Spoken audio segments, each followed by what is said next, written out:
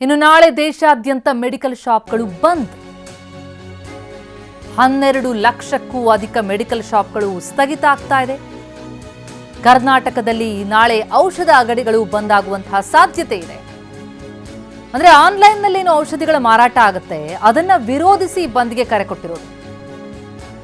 ಈ ಫಾರ್ಮಸಿ ಪ್ಲಾಟ್ಫಾರ್ಮ್ಗಳಲ್ಲಿ ಹೆಚ್ಚು ರಿಯಾಯಿತಿಗೆ ಮೆಡಿಸಿನ್ಗಳ ಮಾರಾಟ ಆಗ್ತಾ ಇರೋದಕ್ಕೆ ವಿರೋಧ ವ್ಯಕ್ತ ಆಗ್ತಾ ಇದೆ. All India chemist and druggist ಸಂಘಟನೆ ಬಂದ್ಗೆ ಕರೆ ಕೊಟ್ಟಿದೆ. ಬೆಂಗಳೂರಿನಲ್ಲಿ ಇವತ್ತು ಔಷಧಿ ವ್ಯಾಪಾರಿಗಳ ಸುದ್ದಿಗೋಷ್ಠಿ ಇದೆ. ನಮ್ಮ ಪ್ರತಿನಿಧಿ ವಿನಯ್ ಈ ಬಗ್ಗೆ ಡೀಟೇಲ್ಸ್ ಕೊಡ್ತಾ ಹೋಗ್ತಾರೆ. ವಿನಯ್, ಕರ್ನಾಟಕದಲ್ಲಿ ನಾಳೆ ಔಷಧಿ ಅಂಗಡಿಗಳು ಕೂಡ ಬಂದ್ ಆಗುತ್ತಾ? ಅವರ ಪ್ರಮುಖವಾದಂತಹ ಬೇಡಿಕೆ ಏನು? ಯಾವ ರೀತಿಯಲ್ಲಿ ಪ್ರತಿಭಟನೆ ನಡೆಸೋದಕ್ಕೆ ಮುಂದಾಗಿದ್ದಾರೆ? ಪ್ರತಿಮಾ, ಸದ್ಯಕ್ಕೆ ಕೋವಿಡ್ ಬಳಿಕ 2019 ನಂತರ ಕೋವಿಡ್ ಬಂದ್ ಹೋದ ನಂತರ ರಾಜ್ಯ ಸೇರಿ ದೇಶಾದ್ಯಂತ ಆನ್ಲೈನ್ ಔಷಧಿಗಳ ಮಾರಾಟ ಆಗಿರ್ಬೋದು, ಜೊಮ್ಯಾಟೊ, ಸ್ವಿಗ್ಗಿ ಈ ರೀತಿಯಾಗಿ ಕ್ವಿಕ್ ಡೆಲಿವರಿ ಮಾಡುವಂತಹ ಪ್ಲಾಟ್ಫಾರ್ಮ್ಗಳಲ್ಲೂ ಕೂಡ ಔಷಧಿಗಳ ಮಾರಾಟ ಶುರುವಾಯಿತು.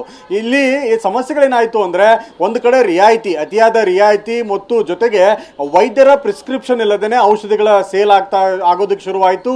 ಇದು ಔಷಧಿಗಳ ಮಾರಾಟ ಮಾಡುವಂತಹ ಡಿಸ್ಟ್ರಿಬ್ಯೂಟರ್ಗಳು ಮತ್ತು ಡ್ರಗ್ಗಿಸ್ಟ್ಗಳು, ಕೆಮಿಸ್ಟ್ಗಳ ಆತಂಕ ಕಾಣಾಯಿತು. ಹೀಗಾಗಿ ಇವತ್ತು ಸಾಕಷ್ಟು ಬಾರಿ ಕೂಡ ಅವರು ಕೋರ್ಟ್ ಮೊರೆ ಹೋಗಿದ್ರು, ಕೇಂದ್ರ ಸರ್ಕಾರದ ಗಮನವನ್ನು ಕೂಡ ಸೆಳೆದಿದ್ರು. ಆದರೂ ಕೂಡ ಆನ್ಲೈನ್ ಔಷಧಿಗಳ ಮಾರಾಟಕ್ಕಾಗಲಿ ಅತಿಯಾದ ರಿಯಾಯಿತಿ ಕೊಡೋದಕ್ಕಾಗಲಿ ಬ್ರೇಕ್ ಹಾಕಿರಲಿಲ್ಲ.